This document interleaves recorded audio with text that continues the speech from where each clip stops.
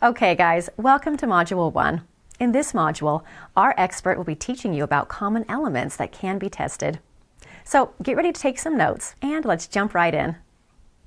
All right, so we're going to use this landing page as an example and look at the various elements that can be split tested when you're trying to optimize your conversion rates. Now, one important thing that I want to emphasize, and we'll come back to it and I'll remind you later, is that you can only test one thing per variable that you're testing. So if you're testing two variations, only one element should be changed between the two. Otherwise, you're not going to know what caused the increased conversion. Okay, if you start changing multiple variations, if you change a headline and a button and an image in both of the variations, well, then you won't know whether it was the headline or the image or the copy or the background or the button that made the difference. So it's incredibly important that when you are split testing among two variations, you're only doing one element at a time so that you can absolutely nail down what has what kind of effect on your conversion rates. So let's just take it from the top, okay? The headline. The headline is the first thing that you could potentially test in a split test to see if you get a better conversion rate.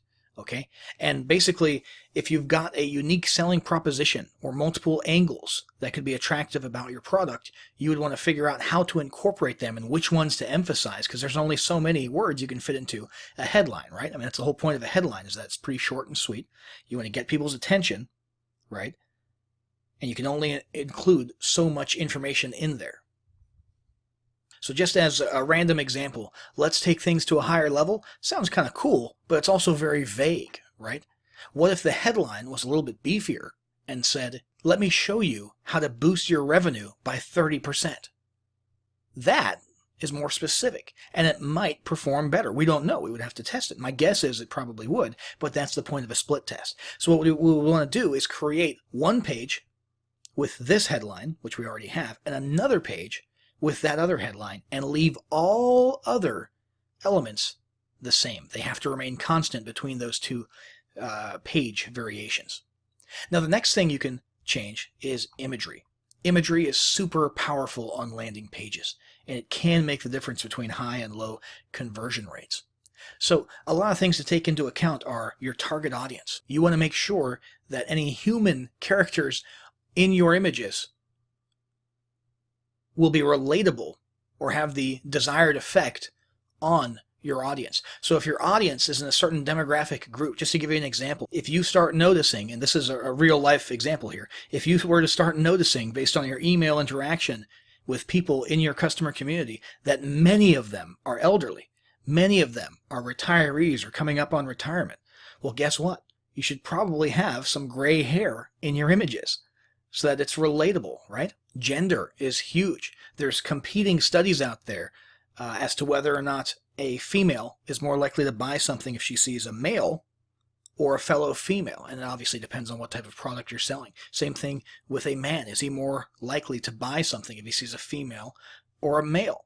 It depends. If you're selling, masculine products, something like a big manly, deodorant brand, well, then you probably want to see men on screen using it, obviously.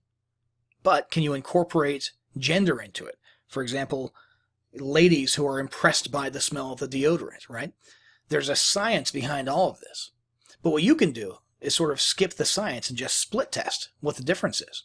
So we could literally have an image like this, and then have the exact same image, or very similar, same pose or similar pose at least, but have a female here. Split test that and see what the difference is. And if you see a significant difference, one way or the other, then go with it. Go with the winner. Okay? Another thing to consider about imagery is tangible perceived value.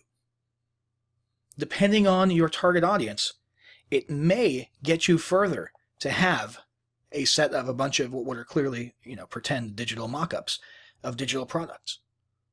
Okay? Because in some people, that sort of activates this feeling of, wow, that's a thing, and I want to get my hands on it. I want to possess that, right? But you could also test this with purely an abstract image of a person, with a headline next to them, or a person smiling, or an entrepreneur standing in their place of business or something like that. No digital products being represented at all. And see if that works better. Once again, make sure that's the only element that you're testing, and then see what the winner is. Next, there's the copy, which is the actual text, the words of your message. This is very important. However, it's not quite as easy to just, play switcheroo with it, because there's a lot of it. There's multiple words, multiple sentences, right? And so probably if you're going to split test different copy, they're going to be completely different. Okay, you're going to change which angle is emphasized. Depending on what you're selling or offering for free, there's probably multiple marketing angles that you could push that might be relevant to different target markets. And so you could have angle 1 and angle 2 and see which one works best. So for example, in this copy, you'll see there's sort of an assumption that a business exists. This mastermind course will take your business to the next level. Here's what it includes. But what if we split tested that against exact same page, but the copy was different and the angle was a little bit different, and in this next variation, what was actually being emphasized was a person who does not have an existing successful business, a person who's been struggling. So finally, once and for all, stop struggling and we'll get your business off the ground, or something like that, and test those two different marketing angles of copy against each other and see which one resonates the most with your traffic. And then finally, there's the button. Now, this is sort of a controversial area, because there's people who swear that changing the color of a button can have a huge impact on conversion rates, and then there's people who think that that's just silly. So the correct answer is probably somewhere in the middle. There is evidence that different colors result in different behavior or different psychological effects on viewers. Red usually translates to urgency, but at the same time, red can also mean no.